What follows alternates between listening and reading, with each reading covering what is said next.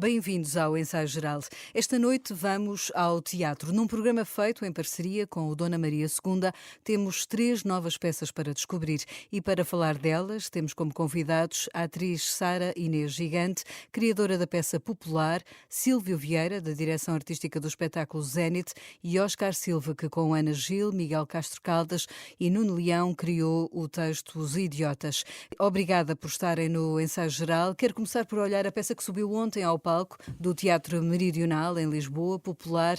Sara Inês Gigante vai estar em cena até 30 de junho. É um monólogo que se apresenta como um espetáculo-desafio, é esta a expressão, em que uma artista quer desafiar os padrões do panorama cultural e levar a pensar o que é cultura de massas e a cultura popular, a cultura de elite.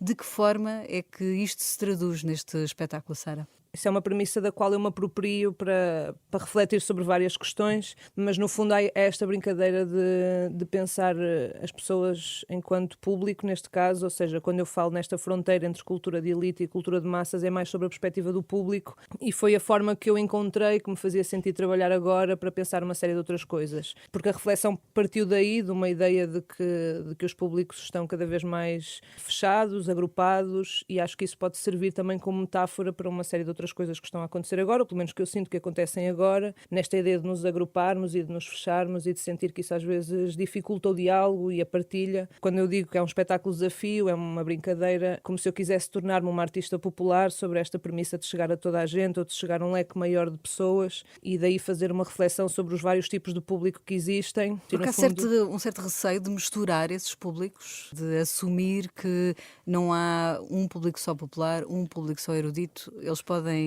coabitar? Eu acredito que eles podem coabitar, sem dúvida. Aliás, eu sinto-me um bocado nesse espectro, quer enquanto espectadora, quer enquanto artista também. Neste espetáculo, sobretudo, tento fazer um espetáculo que seja eficaz na sua forma, tento usar algumas coisas relacionadas com uma certa ideia de entretenimento, como o humor, a relação com o público, para comunicar essa ideia também de que um espetáculo não tem que ser só altamente conceptual, ou não tem que ser só uma coisa ou outra, pode ser várias ao mesmo tempo. Mas pronto, aqui interessava-me mais trazer essa reflexão através daquilo que é a minha experiência, a minha visão, o meu olhar, em que me proponho a dizer que quero ser uma artista popular e pronto, e a partir daí faço esse desafio com o público, em que também tento questionar um bocadinho o que é que nos seduz enquanto espectadores e também enquanto consumidores, aquilo que nos seduz para seguirmos determinada coisa. Também acho que temos sido cada vez mais levados por uma série de estratégias ou de tendências, e acho que isso também traz uma reflexão, pronto, e aí tento de alguma forma que isso cria um paralelismo também com o fenómeno populista, que também acho que tem Já lá tem vamos, crescido. já vou querer saber mais sobre isso. E pronto. Sara, outra das propostas que a Dona Maria apresenta nesta segunda etapa da Odisseia Nacional, agora em Lisboa, é Zénite. É um trabalho que encerra uma trilogia, Sílvio Vieira, e onde o público vai sentar-se em blocos do entulho da obra do Teatro Dona Maria, porque a remodelação está em curso. O público é convidado até a levar roupas e calçado confortáveis. Vão pôr as pessoas na rua a ver este espetáculo. Como é que será este espetáculo, no fundo, em que as personagens ficaram sem o telhado? Em Zénite há uma distinção entre o projeto Zénite e o espetáculo Zénite. No fundo, o espetáculo Zénite é o espetáculo que inaugura este espaço. Isto foi uma ideia que foi lançada ao Pedro Penin há cerca de 2 anos, que era de nós aproveitarmos o entulho, portanto os excedentes das obras do Teatro Nacional, para construirmos um teatro ao ar livre, porque a minha ideia seria, para fechar esta trilogia, parte do espaço da apresentação como inspiração principal, como quem pegaria num texto para fazer um espetáculo, e a ideia foi sempre que esta trilogia terminasse, portanto, num recinto ao ar livre. E, portanto, surgiu esta ideia de aproveitarmos esse entulho para construirmos este recinto. Houve uma série de obstáculos, nomeadamente o recinto em si foi muito difícil de encontrar, acabámos por encontrá-lo.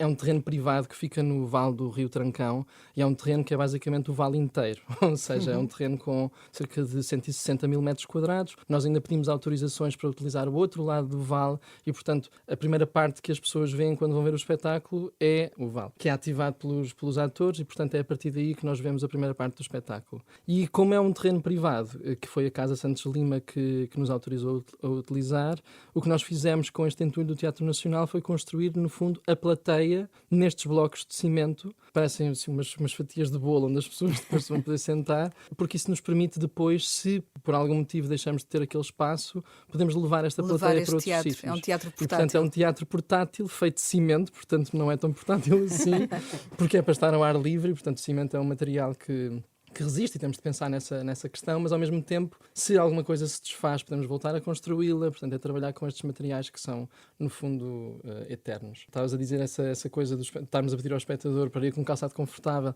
porque não deixa de ser um espetáculo onde as pessoas vêm de 3 sítios diferentes. Vão andar, cerca de 2 km ao todo. Têm portanto, que ter preparação física, é um público que tem que estar exatamente. preparado. Já tivemos pessoas a ver que tinham até 70 anos e foi até bastante tranquilo. Ótimo. Mas sim, exige que se ande, não é tudo de uma vez, portanto é em várias fases, portanto, o percurso está dividido, as pessoas devem levar um casaco também. Um casaquinho, porque faz vento, devem levar repelente, porque em dias de pouco vento há mosquitagem. Portanto, enfim, apresenta alguns desafios também para o público, mas ao mesmo tempo também é uma experiência muito, muito única e irrepetível pelo sítio onde é feito. Os Idiotas é a peça que chega ao Centro Cultural de Belém de 28 a 30 de junho. É um texto do Miguel Castro Caldas, mas uma criação também conjunta Oscar Silva. É uma peça que fala justamente da arte, do teatro, do trabalho dos artistas, dos atores.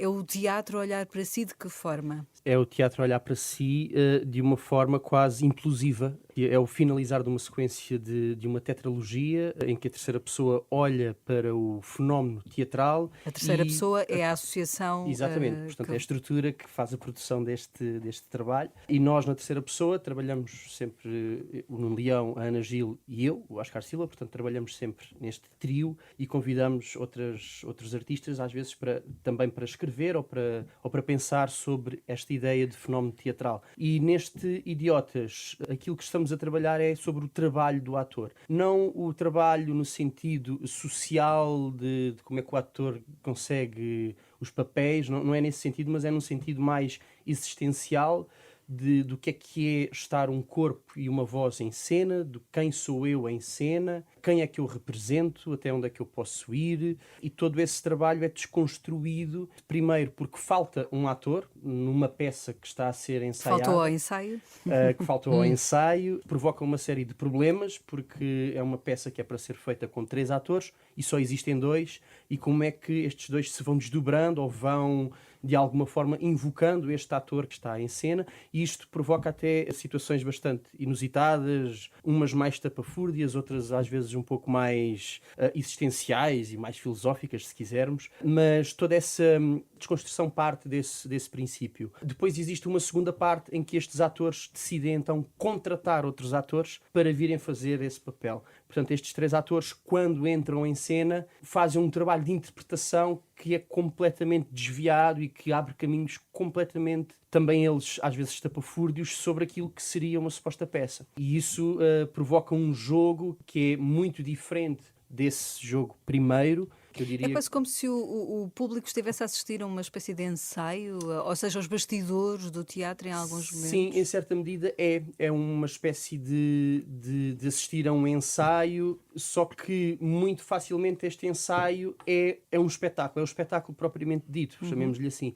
E isto começa a ganhar uma outra dimensão quando nós, atores, saímos do palco e vamos para público e ficamos sentados no público a assistir àquilo que está a acontecer. Um dos grandes problemas do trabalho do ator é que o ator não consegue ver o seu próprio trabalho. Exato. Portanto, é preciso ter uma espécie de uma ginástica mental para nós sairmos de nós próprios e vermos e conseguirmos julgar o que estamos a fazer. É muito curioso que as 3 peças colocam o espectador também num lugar, às vezes até desconforto, não é? Diferente, ao olharem para o vosso trabalho. Sara Inês Gigante, este Popular é uma peça que venceu a Bolsa Amélia Rei Colasso. Conta com a música, a colaboração musical da Cláudia Pascoal. Há pouco falava da questão dos populismos, até porque esta palavra popular também nos leva a esta questão hoje muito, muito premente na nossa vida política. De que forma é que traz essa reflexão sobre os populismos? Antes de responder, queria só retificar. A Cláudia fez a colaboração musical de um momento, mas a música do espetáculo é toda do FOC. Pronto, a questão do populismo neste espetáculo, eu não sinto que o espetáculo seja sobre populismo ou que fale sequer sobre o fenómeno em si. Eu é que pensei nele, ou penso nesse fenómeno, na construção deste espetáculo, porque ele lida com algumas temáticas, como uma certa ideia de manipulação, de uma certa procura de eficácia naquilo que é a relação do público com aquilo que está a assistir, ou seja, como se eu própria estudasse determinados mecanismos ou fórmulas para que o público seja mais entretido, ou se divirta, ou que se agarre mais ao espetáculo, e eu acho que essa metáfora, de alguma forma, nos pode ajudar a pensar nesse fenómeno de que nós somos seduzidos e que nos deixamos manipulados levar, por vezes. e manipulados por vezes, seja, pronto, vivemos num sistema capitalista, por isso, de alguma forma, isso é uma coisa com a qual lidamos diariamente, que se extrapula em alguns momentos, e então, nesse sentido, eu acho que a metáfora do espetáculo, embora possa falar sobre esta ideia de estereótipos e de convenções e dos tipos de público, também prima por uma procura de eficácia, ou seja, eu tento que o espetáculo seja o mais eficaz possível. Acho que pode haver uma reflexão em relação ao populismo, por ele fazer um movimento semelhante, de que procura apelar às massas, não é? Procura fazer com que as pessoas se sintam representadas, e o meu espetáculo também tenta fazer isso, mas reflete sobre isso ao mesmo tempo. Então eu acho que o espetáculo ao mesmo tempo tem essa armadilha, de certa forma, ou seja, eu acho que é de facto um espetáculo daquilo que tem sido a minha visão na medida do possível. Eu acho que o espetáculo tem essa eficácia, mas que traz esse agridoce de perceber que o próprio espetáculo também vive de uma armadilha, e é aí que eu acho que pode haver uma relação com o populismo. É o jogo do teatro também. Sim, é o jogo do teatro, claro. E no caso, Silvio Vieira, no caso de Zénite, também a questão bastante atual da habitação, digamos, do espaço da casa, acaba por estar de alguma forma subjacente à peça que vocês apresentam, sendo que estas personagens ficam sem telhado, sem chão. É a questão também da habitação que trouxeram de alguma forma para dentro do teatro? Sim, sem dúvida. Ou seja, eu tenho sempre alguma resistência, sobretudo nesta trilogia, em que o ponto de partida é um sítio e não é um assunto. Tenho sempre alguma resistência em escolher um assunto ou um tema que permeie todo o espetáculo. Mas, efetivamente, nós chegámos a um sítio que tem uma ruína, que não tem telhado, e essa questão já existe só por si, a questão da ausência de teto. Pode acontecer por muitas formas, pode ser porque as pessoas não têm dinheiro para pagar uma casa, mas também pode ser porque houve um bombardeamento, se estivermos a falar agora dos conflitos todos que existem. Por isso vocês trazem os testemunhos de vítimas Justamente, sim, de há uma parte, Nagasaki. porque a forma como também resolvemos esta questão de não escolhermos um assunto apenas foi através de que cada uma daquelas 6 personagens daquela comunidade pudesse viver a sua própria história dentro daquele sítio. E há uma personagem que sim, que é uma sobrevivente da guerra e do bombardeamento. Há outras que vivem numa dissonância de qualquer coisa que aconteceu, uma ilusão, e vivem uma espécie de fantasia ou ensaio durante todo o percurso. E, portanto, essa multiplicidade de histórias que estão todas relacionadas com esta ausência ou esta separação dos telhados, porque nós depois acabámos por construir o telhado da ruína no pântano que está ao lado. Daí que, portanto, nós olhámos para a ruína, ela não tem telhado, mas achámos que eles poderem habitar estes 2 espaços incompletos podia elaborar qualquer coisa e podia dar alguma coisa ao espetáculo, não é? Eles habitarem este telhado que não tem chão e habitarem esta ruína que é, no fundo, uma casa que não tem teto. E, portanto, nós, enquanto espectadores, vamos assisti-los a habitar este telhado e, mais tarde, a habitar esta casa sem teto. E, portanto, eu acho que esse discurso existe. Não está super explícito. A questão de... Sim, é um espetáculo sobre a crise da habitação, ou é um espetáculo sobre a guerra, mas essas ambas estão presentes. Do espetáculo. É quase como prefiro trabalhar numa espécie de nuvem temática do que provavelmente um tema específico. E Oscar Silva, os idiotas, ao refletir sobre a questão do teatro, este labirinto da criação, não é? Que coloca a relação entre quem escreve, quem no fundo representa e quem assiste. No fundo, que reflexão querem tirar deste espetáculo sobre a arte do palco? Nós queremos tirar uma reflexão que ela é prática, no sentido em que nós não queremos chegar a conclusão nenhuma. O que é ótimo. O que é ótimo, ou seja... Deixá-lo ao público, se calhar, mas também. o que nós... Uma das coisas que nós, sim, objetivamente queremos fazer é isolar precisamente esses elementos que são o texto, o público e os atores, isolá-los e defini-los sempre super bem, ficar uma definição muito convencional até, e depois colocar tudo no palco e misturar tudo ao ponto em que já ninguém sabe o que é. E o próprio público já não sabe sequer se ele é escritor daquilo que aquelas pessoas estão a dizer, se são os atores que são também espectadores. portanto, e essa mistura é aquilo que nos interessa.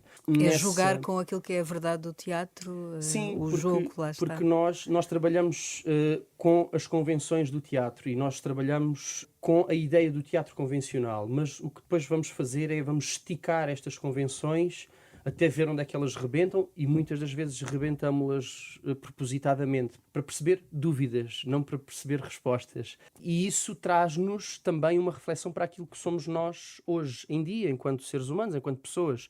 Há bocado a Sara estava a falar da questão do povo e da população, e é interessante porque há um momento do nosso espetáculo em que um dos atores lhe calha o papel de povo. E isto é super complexo depois para resolver. Que povo? Como é que se faz o povo? Como é que se representa o povo?